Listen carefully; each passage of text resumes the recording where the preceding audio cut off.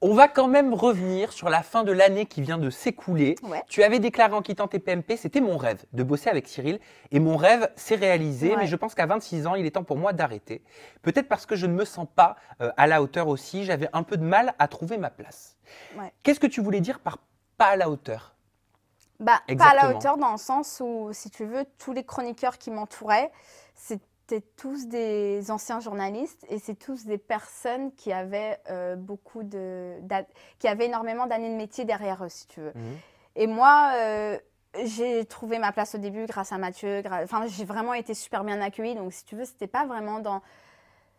J'ai pas trouvé ma place parce que ma place, je l'ai trouvée, je m'entendais bien avec tout le monde. C'est que parfois, tu vois, vers la fin en tout cas, j'avais l'impression de valoir mieux que de soit parler de ma vie privée, soit de faire la nunuche, tu vois.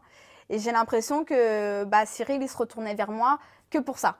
Ah, donc tu avais l'impression J'avais que envie quoi? de participer Tu avais une au débat, étiquette de coller nunuche, il fallait parler de ta vie privée pour pouvoir exister? Voilà, sur le c'était un plateau petit peu dans ce sens-là. Et c'est vrai que, alors, parfois, il me donnait l'opportunité de faire des coups de gueule ou de faire des coups de cœur. Et c'est vrai que j'avais un petit peu de mal avec la pression parce que je me suis rendu compte que Touche pas à mon poste, c'était tellement une émission énorme qu'il fallait aller vite. Tu sais, t'as pas trop le temps de parole. Il faut faire les choses vite, rapides et efficaces. Et moi, quand je veux trop bien faire, je me mets la pression et du coup, je bégayais un peu. J'arrivais pas forcément à trouver mes mots et tout. Donc, du coup, c'est vrai qu'il me donnait moins la parole. Et c'est un petit peu mes regrets. C'était ta décision ou c'était celle de Cyril? Alors au début, c'était celle de tous les deux, pour être honnête. Ouais. On en avait discuté. Moi, voilà, après mon prime, c'est vrai que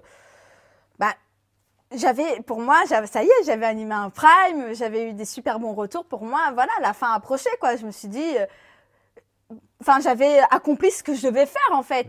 Donc Cyril était d'accord avec moi. Et puis vers la fin, c'est vrai qu'il m'a appelé et qu'il m'a demandé, il souhaitait à ce que je reste. Et je lui ai dit que, honnêtement, je ne pourrais pas lui apporter plus que ce que je lui ai déjà apporté. Donc, je ne voyais pas l'intérêt de rester. Et j'avais surtout envie, en fait, de garder une très bonne image de Touche pas à mon poste. J'ai passé une année splendide. Tu n'avais pas envie d'y aller avec la boule au ventre ou en y allant en reculant. Exactement. Et je me suis dit, à mon avis, si tu continues, ça va être l'année de trop. Et j'avais vraiment envie de garder une super belle image, tu vois, c'est fini, j'ai passé une super année. J'avais peur de souffrir par la suite de mon image. Là, je n'ai pas souffert parce que j'assume complètement. Ça m'a fait rire de jouer un peu ce rôle pendant 1 an. J'ai donné ce que j'avais à donner aux téléspectateurs. J'avais peur de par la suite en souffrir. C'est pour ça que je pense qu'à 26 ans, il est temps d'arrêter. Et l'annonce justement de l'arrêt de Touche pas à mon poste, Ouais. tu l'as faite dans la presse, tu l'as faite via les médias. Ouais. Et c'est Isabelle Morini-Boss qui te l'a lourdement reproché. Ouais.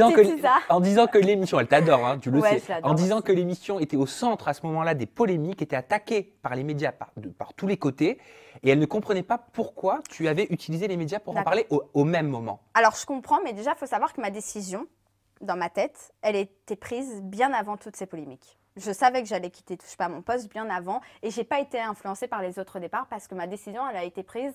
Tu pourras appeler mon père, parce que je prends mes décisions avec mon papa. Oui, je sais, je suis encore une Mais enfant. tu as totalement raison, on n'est jamais mieux servi que par la famille. Exactement. Et conseillé surtout. Et c'est une décision que j'avais prise avant déjà le premier départ, avant le départ de Thierry Moreau. Donc tu vois, ça avait vraiment rien à voir avec les départs et rien à voir avec les polémiques. Donc je l'ai annoncé 3 semaines avant la fin parce que je partais du principe que c'était le moment de l'annoncer. Pourquoi je ne l'ai pas annoncé sur Touche pas à mon poste directement? Ce que Isabelle me reproche. Je peux comprendre, mais après, ça fait quoi? 5 ans qu'elle bosse là-bas, Isabelle? Elle devrait comprendre aussi mon choix, dans le sens où j'ai décidé de l'annoncer dans un média parce que Touche pas à mon poste, déjà c'est du direct. J'avais pas forcément envie de parler de choses négatives en direct. J'ai l'alarme très facile, donc j'avais pas forcément. J'aime pas montrer quand je pleure et tout, donc j'avais pas forcément envie de m'exposer. Et surtout, sur Touche pas à mon poste, on n'a pas vraiment le temps de parole. J'avais envie de. C'est tellement une belle année que j'ai vécue que j'avais envie de faire les choses bien et de dire vraiment exactement tout ce que j'avais sur le cœur. Si je l'avais annoncé en direct avec Cyril, j'aurais pas eu le temps de le faire. J'aurais eu quoi? 30 secondes pour annoncer mon départ? Ça aurait été tellement ridicule par rapport à la merveilleuse année que j'ai passée. J'ai voulu le faire bien, avec mes mots, avec mon émotion. Tu vois, on était seuls. J'ai parlé face à un journaliste qui m'a compris. Là, j'aurais pas lancé comme ça en direct, sur Touche pas à mon poste, en 30 secondes. C'était ton choix, c'est ça que tu veux nous faire dire. Choix. C'était ta façon de l'annoncer, tu voulais que ce soit fait comme ça. Donc tu ne le regrettes pas. Mais absolument pas. Si c'était à refaire, je referais exactement la même chose. Sauf si, effectivement, Cyril me dit, ok, tu as 20 minutes pour t'exprimer. Mais c'est pas le cas, on va pas faire oui. ça. Ou alors je te fais une interview, Capucine. on va faire une pastille, je te fais une interview et Bah, tu vas pouvoir t'exprimer. Exactement, ça s'appelle pas touche pas à Capucine. Donc j'avais pas envie, si tu veux, de mettre toute l'attention sur moi. Ça se comprend. Tu vois, il y a des émissions où parfois c'était centré sur un chroniqueur et moi je trouvais pas ça super bien. Et j'avais pas envie que l'attention soit que sur moi parce que j'aime pas ça.